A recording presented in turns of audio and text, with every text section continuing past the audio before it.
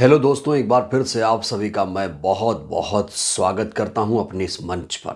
22 जनवरी को अयोध्या में राम मंदिर का उद्घाटन होने जा रहा है और इसमें डबल इंजन की सरकार बड़ी मेहनत कर रही है। बहुत ही खुशियां मनाई जा रही हैं। बीजेपी इस समय फूले नहीं समा रही है क्योंकि बीजेपी को लग रहा है कि उसने ही राम मंदिर बनाया है। लेकिन जब बात फंस जाती है तो कहा जाता है हमने नहीं, कोर्ट के आदेश पर राम मंदिर बना है। खैर, इस समय बड़ी खबर यह है कि राम मंदिर ट्रस्ट ने तमाम नेताओं को निमंत्रण भेजना शुरू कर दिया है। ऐसे ऐसे नेताओं को निमंत्रण भेजा गया है कि आप सुनकर भी हैरान रह जाएंगे। राम मंदिर ट्रस्ट ने सोनिया गांधी, मल्लिकार्जुन खड़गे, HD देवेगौड़ा, पूर्व पीएम मनमोहन सिंह, केजरीवाल जैसे तमाम नेताओं को न्योता भेजा गया है। वहीं पर अखिलेश यादव को लेकर कहा जा रहा है कि अखिलेश जी को अभी तक न्योता नहीं भेजा गया है।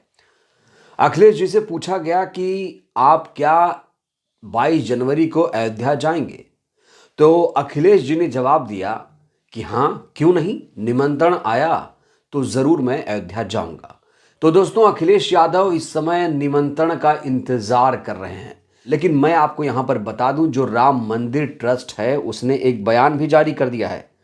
उसने कहा है कि प्रभु सभी के हैं, ट्रस्ट बुलाए या ना बुलाए मगर मंदिर दर्शन हर समय खुला रहता है। ट्रस्ट लोगों को आमंत्रित कर रहा है। अगर किसी का नाम छूट रहा है तो वह आए और भगवान के दर्शन करे। यहां सभी का स्वागत है।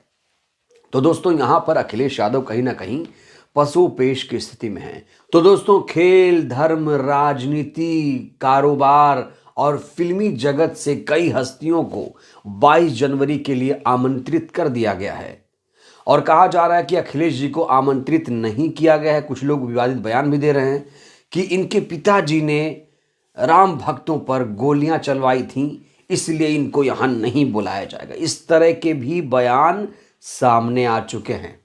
दोस्तों, खबर तो ये भी मिल रही है, भले ही अखिलेश यादव जी को निमंत्रण नहीं आया है, वो अयोध्या जा सकते हैं, ऐसी भी चर्चा हो रही है। अब देखना होगा अखिलेश यादव 22 जनवरी के अयोध्या जाते हैं कि नहीं। दोस्तों, राम मंदिर ट्रस्ट की तरफ से जो न्योता भेजा जा रहा है उसमें भी सियासत है। जिन जिन नेताओं का हमने नाम लिया या जिन जिन नेताओं को यहां पर आमंत्रित किया गया है, आपको क्या लगता है यूं ही किया गया है? दरअसल इन नेताओं को भारतीय जनता पार्टी ने निमंत्रण दिलवाकर फंसा दिया है। जी हां, मतलब आगे कुआं पीछे खाई वाली स्थिति पैदा कर दी है। राम मंदिर के उद्घाटन में सोनिया गांधी, राहुल गांधी, खड़गे साहब गए तो दिक्कत और नहीं गए तो दिक्कत।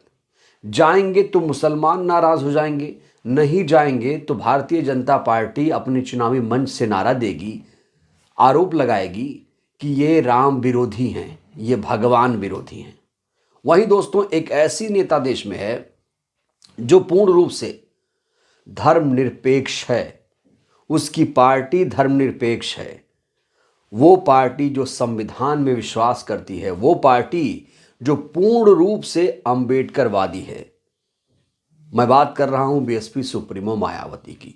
अब मायावती जी को लेकर भी चर्चा हो रही है कि क्या मायावती जी अयोध्या जाएंगी। तो दोस्तों, मायावती जी की तरफ से एक बहुत बड़ा बयान सामने आया है। उन बयानों को देखते हैं, उसके बाद हम आगे बात करते हैं। सबसे पहले जानते हैं कि मायावती जी ने राम मंदिर को लेकर क्या बयान दिया है। बसपा सुप्रीमो ने बड़ा बयान देते हुए कहा है कि बीएसपी पूर्ण रूप से धर्मनिरपेक्ष पार्टी है और यहां अपने देश में विभिन्न धर्मों को मानने वाले लोगों के अपने आस्था के अनेकों स्थल बने हैं, जिन सभी का हमारी पार्टी हमेशा सम्मान करती आई है और आगे भी करती रहेगी। वहीं अयोध्या में बन रहे राम मंदिर को लेकर भी बसपा सुप्रीमो ने अपना जो स्टैंड है बिल्कुल क्लियर कर दिया है। उन्होंने कहा है कि राम मंदिर से भी हमारी पार्टी को कोई एतराज़ नहीं है। वहीं कोर्ट के आदेश पर अयोध्या में जो मस्जिद बन रही है उसको लेकर भी कहा है, मस्जिद से भी हमें एतराज़ नहीं है। तो दोस्तों, देश की इकलौती ऐसी नेता जो पूर्ण रूप से संविधान में विश्वास करती हैं, जिन्हें ना मस्जिद से एतराज़ है, ना मंदिर से ऐतराज़ है, जो ना मंदिर पर सियासत करती हैं, ना मस्जिद पर सियासत करती हैं, ना हिंदू पर सियासत करती हैं, ना मुसलमान पर सियासत करती हैं। वो सिर्फ़ और सिर्फ संविधान की बात करती हैं, और वो हैं बीएसपी सुप्रीमो बहन कुमारी मायावती जी। तो दोस्तों, मैं आपको यहाँ पर एक बात क्लियर कर देना चाहता हूँ कि बीएसपी सुप्रीमो को ना तो आमंत्रित किया जा रहा है और ना ही वो अयोध्या जाने वाली हैं, क्योंकि बीएसपी सुप्रीमो कभी भी मंदिर मस्जिद की राजनीति में नहीं फंसती हैं, और ये बात भारतीय जनता पार्टी भी बखूबी जानती है। क्योंकि दोस्तों, बसपा सुप्रीमो की सियासत सबसे अलग है इस देश में। बसपा सुप्रीमो अंबेडकरवाद, संविधानवाद की बात करती है। और रही बात अयोध्या में बन रही मस्जिद के बारे में दोस्तों, तो उसके बारे में जानकारी ये है कि अयोध्या से 26 किलोमीटर दूरी पर धनीपुर में मोहम्मद बिन अब्दुल्ला मस्जिद बन रही है। तो ये भी अपने आप में एक बहुत बड़ी खबर है। यहाँ कहा जा रहा है कि 9,000 श्रद्धालु एक साथ नमाज अदा कर पाएंगे। तो जहाँ अखिलेश यादव अयोध्या जाने के लिए लालायित हैं, वहीं पर बीएसपी सुप्रीमो ने अपना एक न्यूट्रल कहीं ना कहीं प्रतिक्रिया दे दी है, न्यूट्रल रिएक्शन दिया है। और यही होना चाहिए दोस्तों। धर्मनिरपेक्ष क्या है? जो सभी धर्मों के साथ समान व्यवहार करे।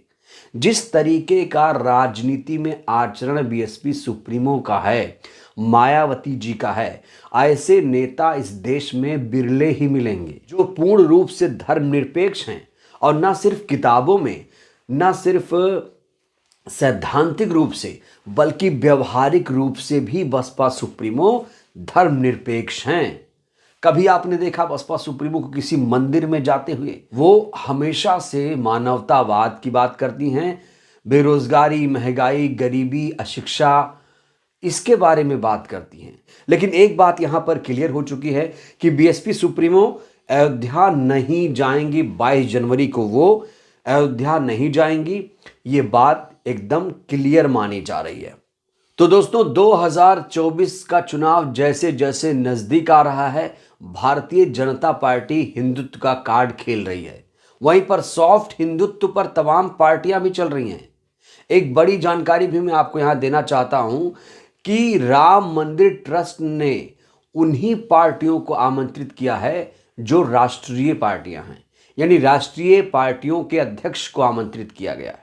और समाजवादी पार्टी के मुखिया अखिलेश यादव को अयोध्या नहीं बुलाए जाने का ये भी एक कारण है कि वो क्षेत्रीय पार्टी के अध्यक्ष हैं। तो दोस्तों, कुल मिलाकर बसपा सुप्रीमो ने एक मास्टर स्ट्रोक खेला है।